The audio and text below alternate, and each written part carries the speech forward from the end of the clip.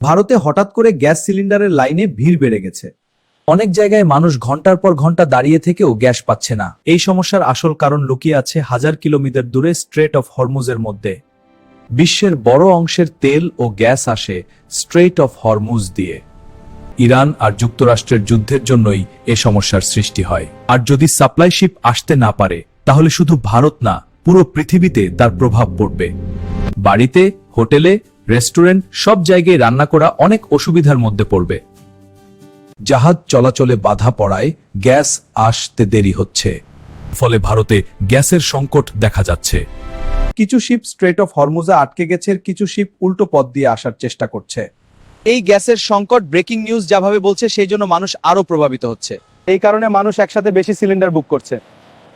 তাই গ্যাস এজেন্সির সামনে লম্বা লাইন দেখা যাচ্ছে। তবে সরকার এই পরিস্থিতি ঠিক করার চেষ্টা করছে।